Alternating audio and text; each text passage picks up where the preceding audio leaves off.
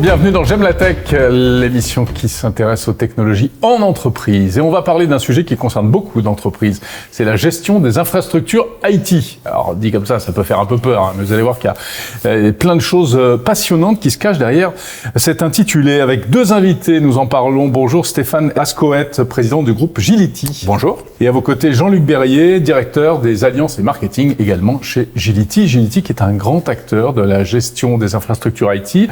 On va en parler, mais juste avant, histoire de camper un peu le décor. Donc en gros, vous vous occupez, et les entreprises comme la vôtre s'occupent de faire tourner les systèmes en entreprise pour qu'il y ait une continuité de service. Mais j'imagine que ça a beaucoup évolué tout au long de ces dernières années. Alors oui, effectivement, on est passé il y a quelques années d'un système où tout était hébergé dans les locaux des clients et dans les data centers des clients à un système aujourd'hui complètement éclaté et hybride où on a des morceaux toujours qui sont restés dans l'entreprise, des morceaux que l'entreprise a délocalisés à droite à gauche dans des spécialistes de l'hébergement. Et puis le cloud, il y a une petite dizaine d'années maintenant, une grosse dizaine d'années est arrivé, à rebalancer un peu tous les cartes, à remélanger tout ça. Et donc aujourd'hui, nous, on se retrouve à gérer des systèmes d'information qui sont un peu partout. D'accord. Donc c'est la grande, depuis 10 ans, c'est vraiment la grande évolution, c'est qu'aujourd'hui, tout ça c'est un peu éclaté et les clients choisissent en fonction de ce qu'ils veulent faire au niveau du métier, ce qu'ils veulent offrir à leurs utilisateurs, là où ils vont placer leurs applications. Ouais, en fait, il y a un peu plus de souplesse pour les clients. Ils peuvent faire du cloud public, cloud privé, etc. Absolument. L'informatique a énormément évolué depuis 30-40 ans. Et donc, comme le disait Stéphane, on retrouve des environnements complètement distribués qui peuvent être dans du cloud public, du cloud privé, du on-premise, géré, délocalisé en mode edge au plus proche de la production des clients. Et tout ça est géré par l'interconnexion et génère évidemment des besoins en termes de maintien en condition opérationnelle qui sont assez compliqués à prendre en compte. Ouais. Et nous, on a justement les capacités à traiter ce type d'infrastructures très distribuées aujourd'hui pour nos clients. Est-ce que du coup on peut dire que c'est un marché qui n'a cessé de progresser, qui continue, ou bien ça complexifie les choses et du coup c'est pas si simple? Ça a complexifié les choses, puisque quand vous avez un système qui est au même endroit pour le sécuriser, c'est plus simple que quand il est éclaté à plusieurs endroits. Après, il faut faire communiquer tout ça, il faut l'administrer, il faut l'exploiter au quotidien. Et il faut offrir la pérennité. Parce que s'il y a un incident quelque part, il faut que l'entreprise puisse continuer à tourner. Donc voilà, ça a globalement complexifié les choses au niveau infrastructure. Par contre, pour l'utilisateur, le cloud aujourd'hui offre des solutions, que ce soit du cloud public ou du cloud privé, offre des solutions de flexibilité pour les utilisateurs qui sont sans commune mesure avec ce qu'on a pu connaître avant.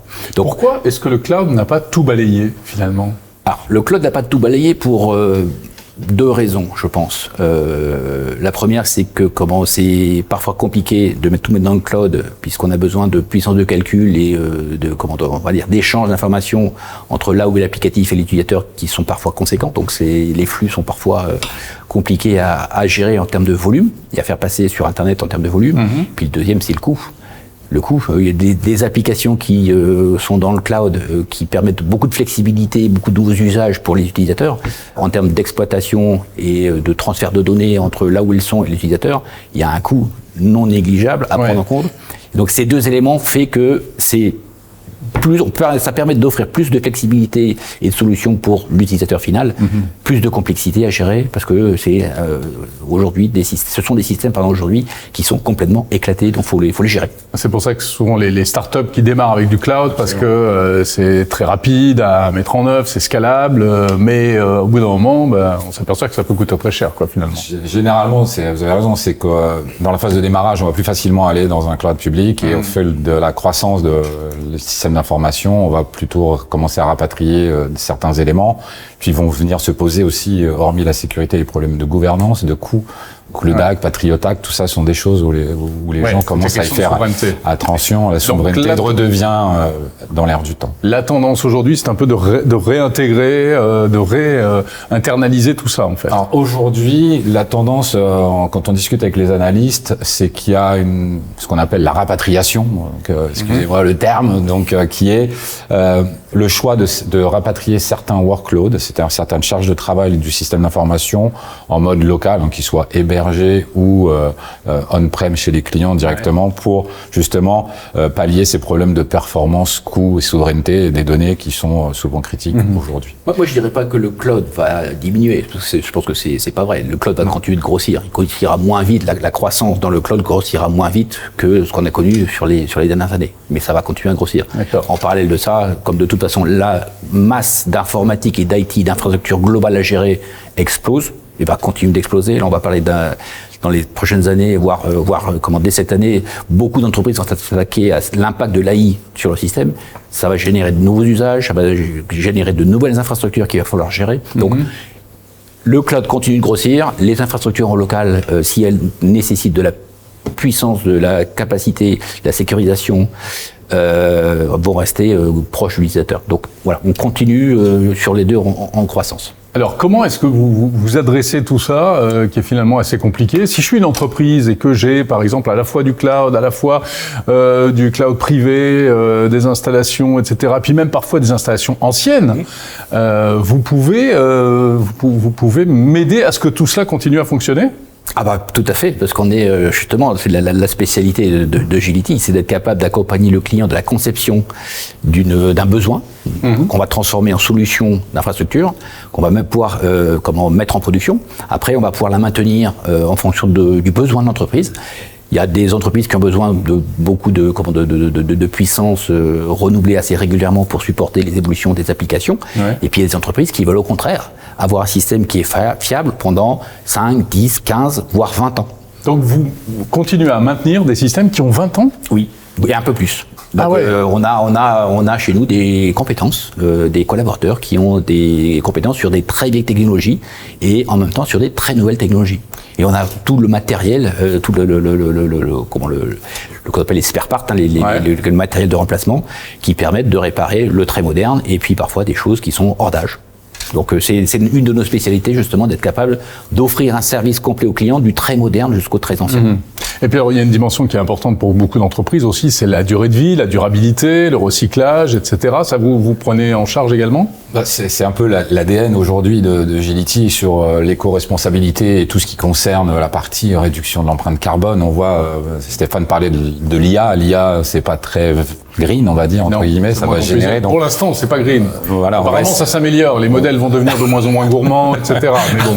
On espère tous, mais l'important, c'est de se dire aujourd'hui, on va accompagner les clients sur cette éco-responsabilité en pouvant rallonger la durée de vie de leur infrastructure. Dès l'instant, ils ne nécessitent pas d'avoir un changement de travail. On va pouvoir aussi les aider à recycler des équipements qui vont correspondre à des workloads et puis travailler sur des solutions modernes pour éco-responsables avec nos partenaires pour leur mettre la puissance nécessaire et le stockage nécessaire, le réseau, de façon en essayant de s'abriter au mieux et de s'appliquer au mieux à avoir une réduction de l'empreinte carbone le plus efficient possible. Donc ça, c'est le challenge. Donc l'empreinte carbone aujourd'hui, beaucoup de nos clients disent aidez-nous à voir comment faire, analyser.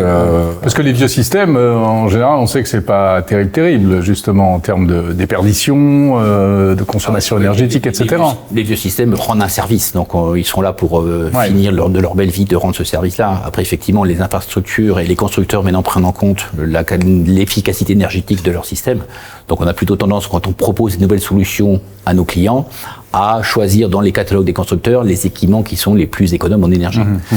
Après, on a notre enjeu, nous, qui avons justement cette capacité à recycler le matériel en fin de vie. Il y a des matériels qu'on récupère qui sont encore valables, qu'on peut remettre en fonctionnement. Donc qu'est-ce que vous en faites? On fait comme sur les téléphones, on les reconditionne. Reconditionnage. Et on les revend en seconde main à nos clients, tout simplement. D'accord. C'est souvent sur des clients aujourd'hui qui ont des besoins de compléments d'infrastructures qui ont un peu évolué et ils ont besoin un peu de stockage supplémentaire, un peu de serveurs de puissance complémentaire. Et donc, plutôt que d'acheter quelque chose de neuf et qui parfois n'est pas tout à fait compatible avec ce qu'ils ont, ils rachètent tout simplement en seconde main exactement le même matériel qu'ils ont aujourd'hui. C'est comme les smartphones, ça coûte beaucoup moins cher? Ça coûte beaucoup moins cher. Ça coûte beaucoup moins cher. Alors je crois que des entreprises comme la vôtre, il n'y en a pas beaucoup en fait sur le marché.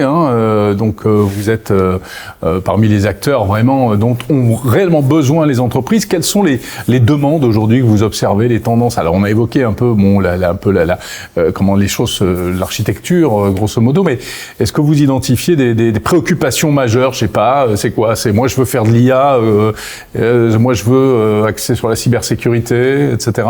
Je laisserai Jean-Luc répondre sur la technique, mais je dirais que les deux grandes tendances liées au budget et la réduction et compression des budgets au niveau de quasiment toutes les DSI, c'est le coût et est-ce que ce que j'ai va pouvoir tout simplement améliorer le bilan carbone de mon entreprise. D'accord. Donc nous, on est justement un acteur, on est certifié Covadis Gold, on a ISO 14001, on a une cours de certification sur SBTi, donc on a tout un tas de choses qu'on est en train de mettre en place pour justement aider les entreprises à améliorer leur ratio d'empreinte carbone.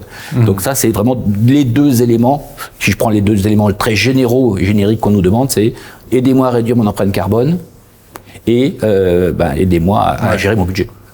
Jean-Luc Berrier, je pense même constat. Compléter, c'est-à-dire qu'aujourd'hui, les entreprises ont des problématiques d'empreinte carbone, mais elles ont des problématiques de data management, tout ce qui est la cybersécurité des données, c'est-à-dire à la fois et la gestion, la masse de données va exploser encore avec l'IA, les langages, les apprentissages, le machine learning, tous ces éléments vont faire que il y a des points clés dans les infrastructures qui vont évoluer. Donc nos clients veulent à la fois pouvoir capitaliser sur une consolidation, mais avoir quelque chose qui soit évolutif, tout en conservant une empreinte carbone le plus limitée possible. Donc c'est un vrai challenge. Donc la rapatriation du cloud dont on parlait tout à l'heure, l'explosion des données, la cybersécurité, l'intelligence artificielle font que, et tout ça évidemment encadré sur des coûts qui ne doivent pas exploser non plus. Donc c'est vraiment des challenges qui sont très importants pour les entreprises aujourd'hui dans l'évolution et surtout pouvoir suivre aussi pour eux leur évolution de leur business. C'est-à-dire que disposer d'un environnement informatique qui croît en même temps que leur business, et d'une souplesse, le paiement à l'usage. Je pense qu'aujourd'hui, même les gens qui vont sortir une partie de leur charge de travail du cloud aiment beaucoup le mode du paiement à l'usage, à la consommation. Donc ils veulent retrouver ce qui fait la force du cloud, qui va continuer de croître, c'est-à-dire je l'utilise comme je veux, il croît comme je veux et je paye ce que je consomme. Mais ils voudraient avoir ça maintenant chez eux. Chez eux, voilà. Oui, ça paraît logique. Très bien, donc on voit, vous avez vraiment un pied dans le passé, on l'évoquait, mais aussi complètement un pied dans l'avenir et dans le futur des entreprises. Merci à tous les deux. Jean-Luc Berrier, directeur des alliances et marketing, et Stéphane Ascoët, président du groupe Gility. Merci à vous. Merci.